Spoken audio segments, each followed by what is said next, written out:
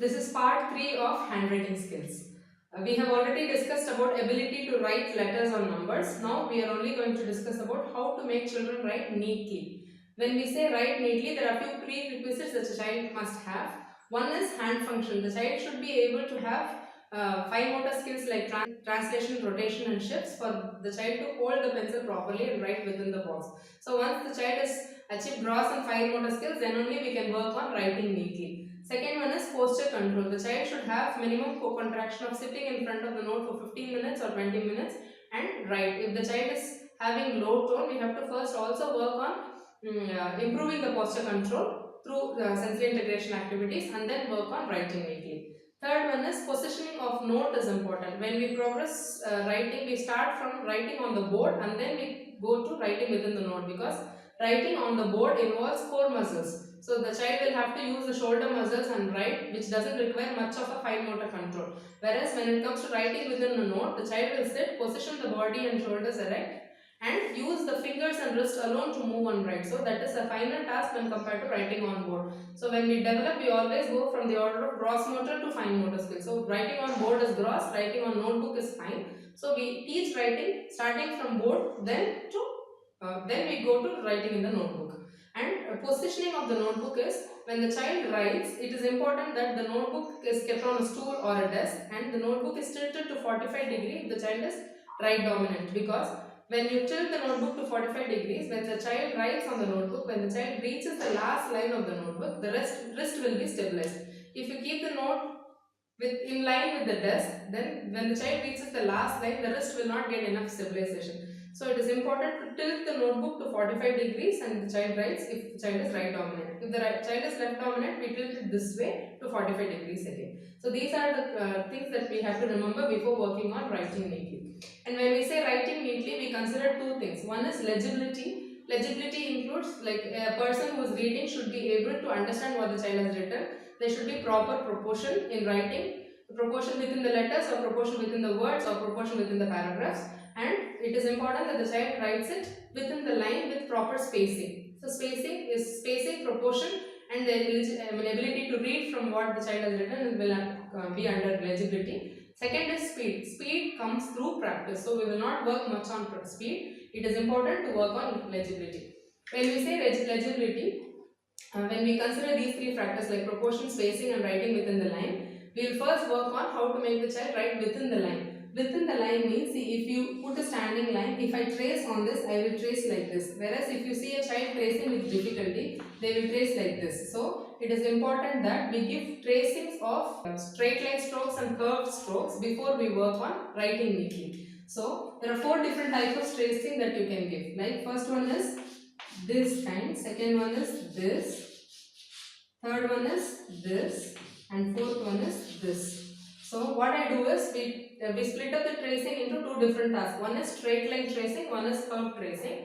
And in straight line tracing there are 2 types. One is split up ones and one is continuous ones. Again, in curved type we have 2 types. One is split up ones and one is continuous ones. In split up one, the child have to choose a starting and ending point, take hand and get back. So this skill is improved in split up. And when it comes to continuous strokes, the child will not take the hands and the child will continuously trace. This is worked both in straight line strokes and curved strokes. So when we say tracing, it is very important that you write on pen and let the child write with the pencil, because every time the stroke comes out of the line, we will erase and make the child do it again. This overcorrection will only help in writing neatly. Otherwise, the child will tend to finish off the strokes fast and the child will not focus on writing properly or tracing properly on strokes. So every time we erase and write, the child will automatically gain control of writing it slowly. It is important that the child writes these strokes or traces these strokes slowly, because speed comes through practice. The child should be able to do a controlled stroke as slow as possible for it to learn to write neatly. So once tracing properly of all these 4 types of tracing has come, then we will teach them write letters and numbers within the line. So we put 2 lines and we again can give basic strokes and we can tell the child to start from one point and end one point. So if the child tends to cross the border, then we will again erase and teach. So basic strokes like standing and sleeping line or slant and what other basic strokes we have taught can be taught like this. Once this is also done, then we can give 4 lines writing. So we will start with the letters that fit within the line. So we can choose letters like this: A, C, E, I, M, N, O, R, S, U, V, W, X, Z. These letters are taught first, because if you give a stroke, the child should be able to choose the middle two lines of a 4-line notebook and copy this. If a child writes A like this, then we will again erase and make them write.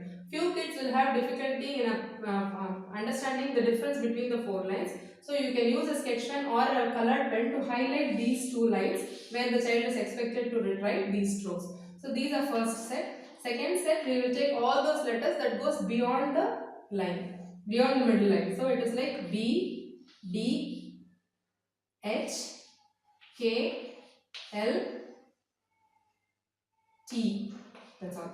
And next set is those letters that takes below the line. So it will be like G, Y, and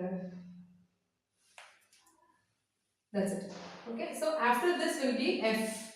F includes both the lines.